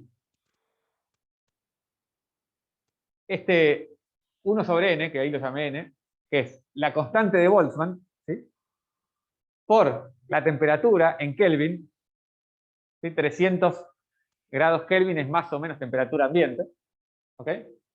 Por dividido la presión a una atmósfera. ¿Sí? Esa es la presión a una atmósfera. Esto es, fíjense, esta ecuación, ¿no? 1 sobre n es k por t dividido p. Nada más que acá le puse n por error. Perdón. Es mb. Ahora, después lo corrijo. Si me fijo eso, me da que esto es 4 por 10 a la menos 26 metros cúbicos. O sea, cada molécula tiene a su alrededor 10 a la menos 26 metros cúbicos libres, más o menos. ¿Sí? De vuelta, todas cosas así a grosso modo, ¿no? Fantástico. Bien. Entonces, esto que está acá,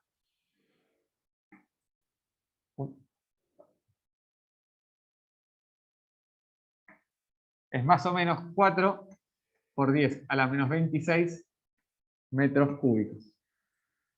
Bien. Ahora, que yo tenga 10 a la menos 26 metros cúbicos no me dice mucho de... Bueno, me dice bastante, pero no es de ahí no puedo sacar directamente cuánta distancia voy a recorrer antes de chocarme con otra partícula. A la distancia que yo voy a recorrer antes de chocarme con otra partícula es lo que se llama el camino libre medio. El camino libre medio. Como se imaginarán, cuanto más partículas en un mismo volumen, más chico es ese camino libre medio. Y viceversa, ¿no? Lo mismo pasa en la calle, ¿no? Si hay mucha gente, nos topamos más entre nosotros. Si hay poca gente, podemos mantener un distanciamiento social. Ahora, para hacer esa cuenta, una manera de pensar cuánto es el camino libre medio es pensar lo siguiente. Supónganse que yo tengo este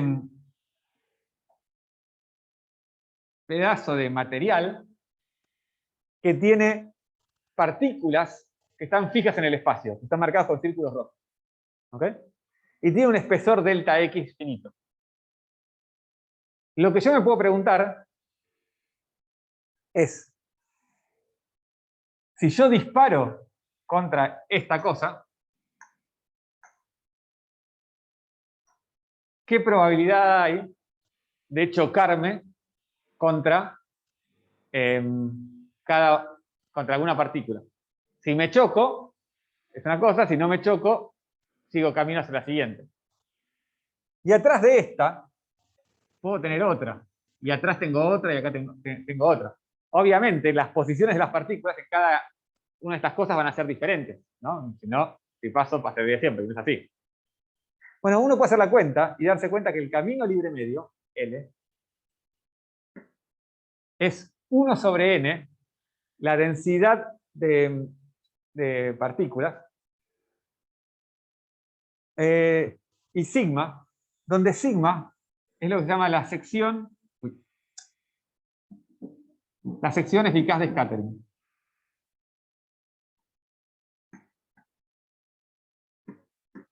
Sección eficaz de scattering. ¿Qué es la sección eficaz de scattering?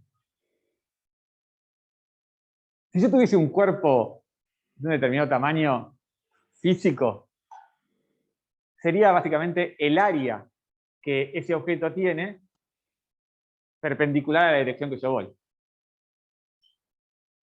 Entonces, si yo tengo, no sé, a los que están en casa, estoy agarrando una hoja, yo tengo una hoja, ¿ok? Y ustedes me lanzan proyectiles desde la cámara, de donde están ustedes, obviamente, si golpea la hoja, choca, si no golpea la hoja, no choca.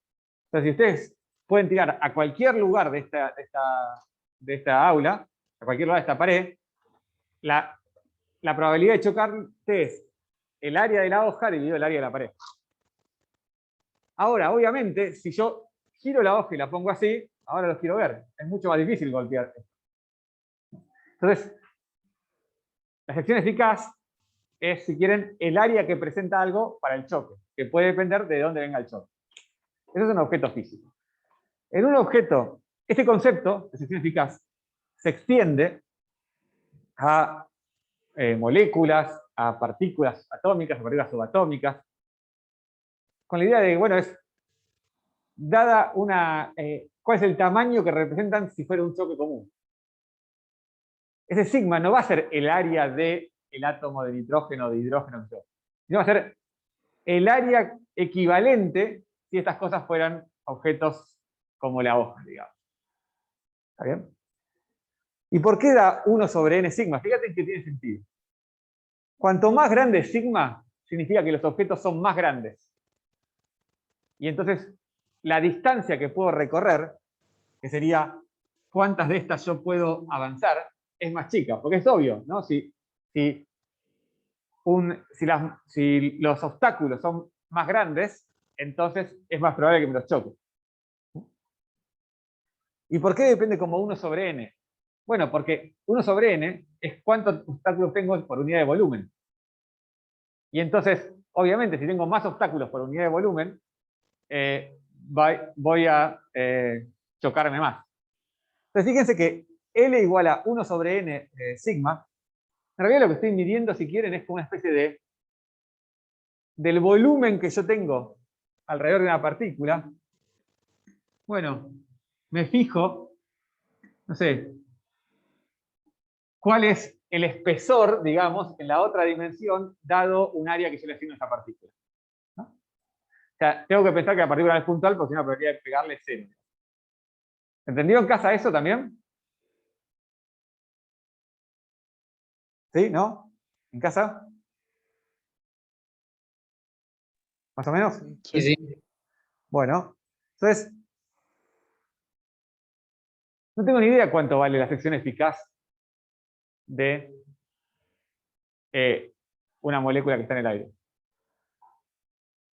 Me puedo ir a buscar a Wikipedia, ahí está. ¿Okay? Después les digo cuánto es. Pero, más o menos lo que puedo pensar es que si yo tengo dos objetos que son iguales,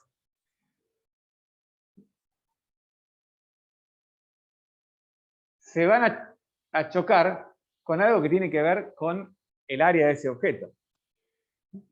Entonces, bueno, irá como pi por el radio al cuadrado, algo así. ¿Ok? Entonces uno puede calcular que el sigma, en la aproximación más burda, es pi por puse ahí el diámetro al cuadrado, ¿ok? Y usé el radio de Bohr. Ustedes saben, el radio de Bohr es la distancia que hay en el átomo de hidrógeno entre una carga positiva, perdón, entre el núcleo negativo, ¿ok? Y los electrones que orbitan a su alrededor. ¿Ok? Es una medida del tamaño de un átomo. Entonces, lo que estoy pensando es que la medida que me importa es la distancia entre el núcleo y el electrón. ¿Ok? Y ustedes dirán, bueno, pero en realidad en el aire no tengo hidrógeno, tengo nitrógeno, oxígeno, qué sé yo, tengo un montón de cosas que son más grandes que el hidrógeno, en principio. Y el radio de Bohr es para el hidrógeno. Es cierto, estamos haciendo una aproximación burda. ¿Ok? Y me queda que la sección eficaz de scattering es menos de 1/10 de nanómetros, es 3 centésimas de nanómetro cuadrado. O sea que el área que presenta una molécula del tamaño del radio de Bohr es más o menos 3 centésimas de nanómetro cuadrado. ¿Ok? Bien. Entonces, ahora puedo calcular el camino libre medio como esto sobre sigma y me da 1,16 micrones. O sea, que un electrón realiza 1,16 micrones y después choca. Obviamente, esto no es determinista. Hay electrones que recorrerán un montón de micrones sin chocar y otros electrones que recorrerán una corta distancia y chocan enseguida, ¿no? De la misma manera que las moléculas algunas están más cerca, otras separadas. ¿Está bien? Un comentario más. Fíjense que acá yo dije tengo el choque entre un núcleo de un tamaño y otro de otro tamaño. En realidad uno podría decir, mira, en realidad, nada, yo tengo que jugar un electrón contra un átomo. El electrón ya vimos que es muchísimo más chico que un átomo, entonces tal vez no tengo que pensar, tengo que pensar cuánto choca solamente, cuánto es el choque de un electrón de un átomo contra algo muy puntual. De vuelta, estamos haciendo cosas muy con los dedos, ¿ok? Bien. Entonces, el camino libre medio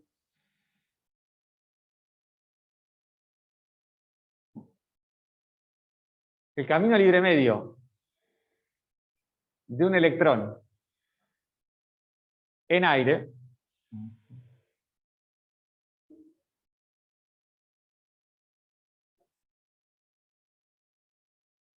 me da más o menos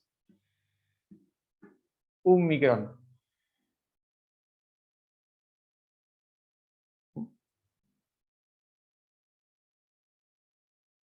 Entonces, volviendo a esto,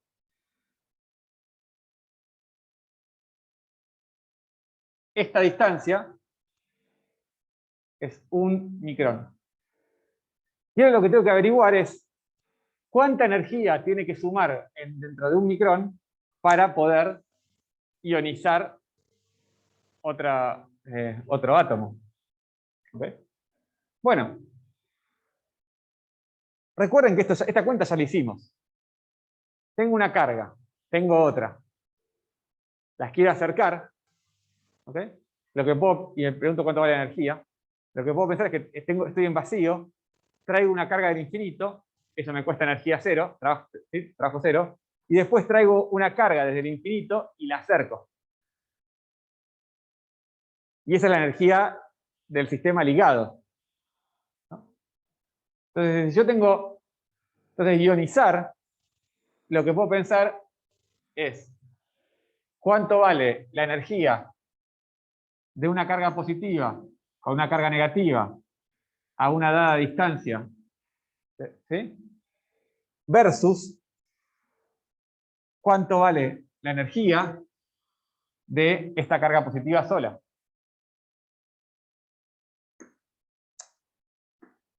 ¿Está bien?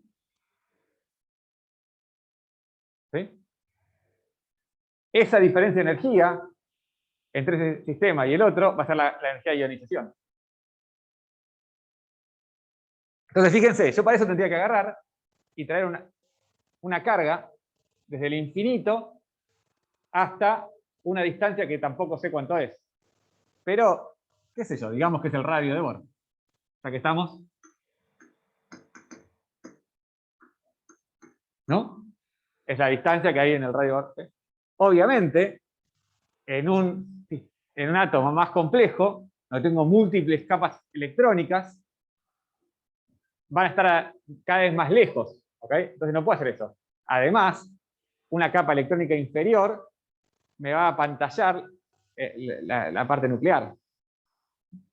Y además, hay átomos que tienen un electrón, dos electrones, un protón, dos protones, tres protones. O sea, la cantidad de carga positiva depende en cada caso de algo distinto. ¿Okay? Pero bueno, yo estoy haciendo una aproximación que es la siguiente. Si yo tengo un átomo de, no sé, o una molécula de nitrógeno, ¿okay? Y le quito un electrón, en el nitrógeno me quedo desbalanceado por un solo electrón. Entonces lo que pienso es, la carga de eso que me quedó cargado positivamente es el equivalente a la carga de un electrón, pero positivo. Y todo lo otro lo pienso como que es neutro. ¿Entiendes? Entonces no me importa si tengo un átomo con mucha carga y le saco un electrón y tengo que pensar que tengo que multiplicar eso por la cantidad de carga, la cantidad de protones que tengo. Porque en realidad lo único que está desbalanceado es ese único electrón, digamos, no todo lo demás. ¿Está bien? Obviamente, otra vez una simplificación. Pero bueno, vamos a hacer esa cuenta. Entonces lo que hago es calculo la diferencia de potencial que es 1 sobre 4pi epsilon 0, la permitividad del vacío, por la carga elemental, por traerme algo desde el infinito hasta un radio de Bohr. Y cuando hago eso me da 27 volts. ¿Ok? O sea, 27 volts es la diferencia de potencial entre el infinito y una carga que es igual a la carga de un electrón, atraerla hasta un radio de Bohr. ¿Está bien? Me puedo fijar cuánto es la energía de ionización y para eso tengo que multiplicar. ¿Se acuerdan? La energía es carga por diferencia de potencial. Entonces yo puedo multiplicar diferencia de potencial por carga. Y eso, una medida muy linda es electron volt. Electron volt es la energía de un electrón cuando está a 1 volt. O sea, cuando se desplaza de un potencial a 1 más 1 volt. ¿Okay? Entonces fíjese que eso me da 27 electron volt. Ah, no. Está bien, sí, 27 electron volt. Bien. Entonces, volviendo atrás, esto me da... Uy, me volví hacia atrás. Ahí está. Esto me da 27 volts. ¿Ok? Entonces lo voy a pasar en limpio, si me permiten. Tengo un electrón. Avanza una dada distancia y choca. Esa distancia que avanzó, sé que es del orden de 1 micrómetro. ¿Ok? Y la diferencia de potencial entre este punto y este punto es 27 volts. ¿Ok? Y ahora puedo calcular el campo eléctrico. El campo eléctrico, lo único que tengo que hacer es dividir el potencial por la distancia. El campo eléctrico, hago delta V sobre delta D. Esa es la energía del campo eléctrico. Tengo que ponerle un valor. Bueno, hago eso. Entonces, ahora divido la diferencia de potencial que necesito para ionizar un átomo, divido el camino libre medio, que es la distancia que recorro. Obviamente, yo podría recorrer en la dirección del potencial, pero podría haber corrido para otro costado, ¿ok? En contra no, pero tal vez no tan perfectamente derecho, o sea, y de vuelta, esto es todo estadístico, o sea que, y lo paso a megavolt por metro, y me da 23 megavolts por metro, ¿ok? 23 por 10 a la 6 volt por metro, ese es el valor del campo eléctrico, supuestamente, para que se dé toda esta cascada que yo les conté, ¿ok? Veamos entonces ahora cuánto es el voltaje de ruptura del aire. Bueno, esto es la constante dieléctrica de distintos materiales y el voltaje, el dielectric strength, que es básicamente, fíjense, el dielectric strength es el máximo campo eléctrico que puede existir antes de que se rompa. O sea, es lo que estamos buscando. ¿Okay? Y fíjense que me da 3 por 10 a la 6. O sea, 3 megavolt por metro. A nosotros nos había dado 27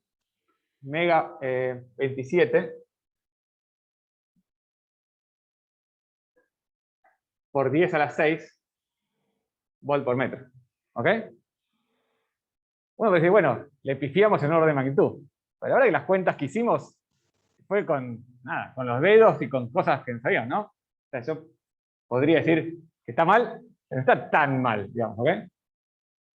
Fueron todas cuentas que hicimos con ecuaciones que sabíamos de nuestra física básica y con valores que sabemos de nuestra física básica. ¿Sabes? Lo único nuevo es el radio de Bohr. ¿Okay?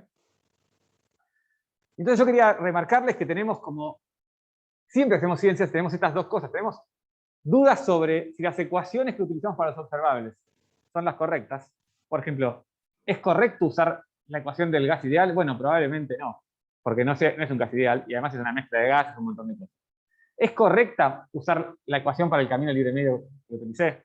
No, probablemente no, porque esa ecuación vale solamente para casos donde las moléculas, los targets, donde yo golpeo, están estáticos. Y eso, obviamente, se está todo moviendo. ¿Okay? Es correcto decir que la diferencia de potencial la recorre en esa distancia, y probablemente no, porque el camino libre medio lo puede recorrer hacia la distancia del potencial o hacia cualquier otro lado, digamos. ¿Okay? ¿Es correcto decir que la energía de ionización es esa que calculamos? Y no, porque el núcleo, perdón, el átomo, es más complejo que tener solamente un electrón. Todas esas cosas son cosas estructurales de las ecuaciones que estamos dando, donde hay un montón de aproximaciones. Y después tenemos dudas sobre los valores en sí. Uno puede no saber cuánto vale el radio de Bohr, exactamente, uno puede entonces no saber cuánto vale el sigma. Es interesante igual porque por distintas cosas que se cancelan,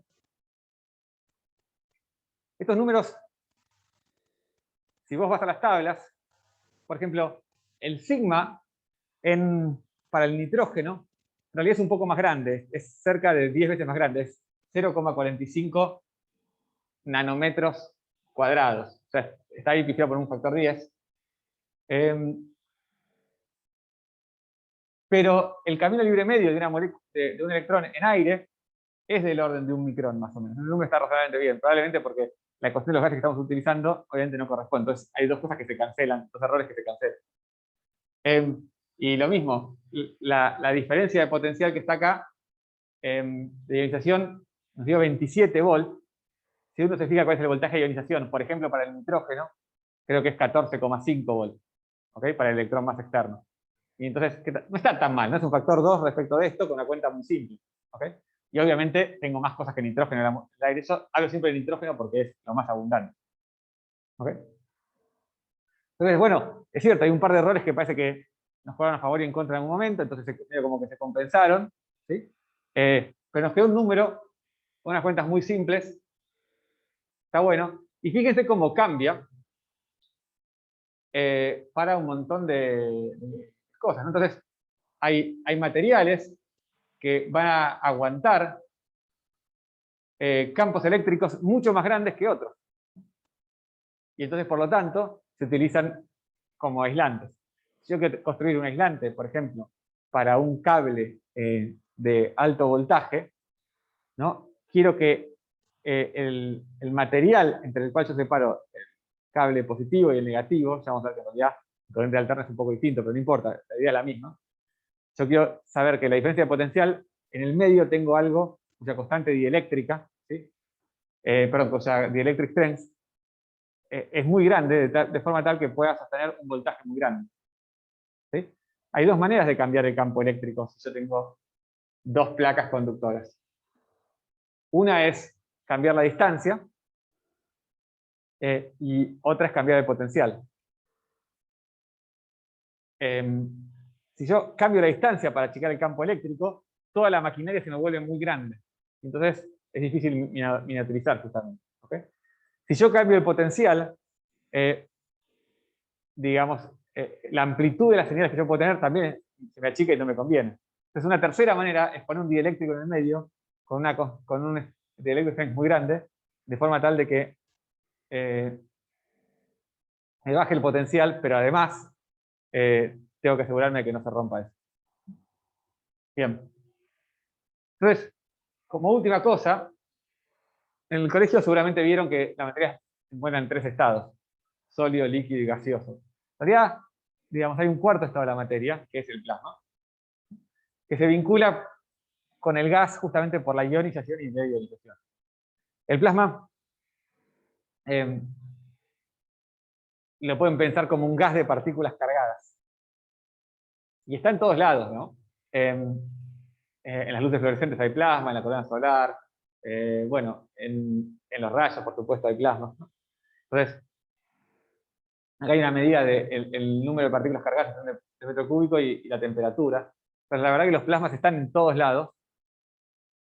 Históricamente no se los ponía entre los estados de la materia, pero en el colegio ahora se empiezan a agregar. Y son una parte esencial de la física. Y la gente que hace modelado de cualquier cosa astronómica y también acá en Tierra, el plasma tiene un montón de aplicaciones súper interesantes. Y de hecho, hay varios experimentos que van a ser vinculados a esto en los laboratorios superiores. ¿Sí? Les dejo como tarea para el hogar, en el Feynman, volumen 2, capítulo 9, hay un capítulo que se llama Electricidad en la atmósfera, en el cual discute cómo surgen esta diferencia de potencial en la atmósfera, que después da, por supuesto, lugar a las charlas. Y está contado muy como Feynman, está buenísimo porque tiene, digamos, muy con las ideas, pero conectando con ecuaciones, ¿sí? Y con un modelado relativamente simple, o sea que no hay que resolver ecuaciones muy sofisticadas del movimiento atmosférico, sino un poco como hicimos la cuenta anterior, cuáles son las ideas principales de que esto ocurre. ¿Sí? Bien. En la próxima clase arrancamos con la unidad 3, que es la anterior al parcial, y son circuitos, ¿sí? Circuitos eléctricos. Van a ver que es matemáticamente más simple que la 1 y la 2, ¿okay? Pero igualmente hay que, digamos, ejercitar el músculo para llegar bien al parcial. ¿Alguna pregunta en casa?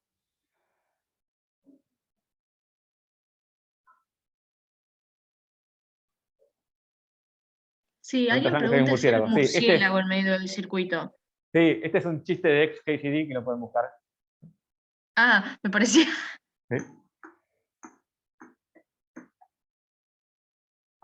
Un chiste sobre circuitos de XKCD. Así que bueno. Ok.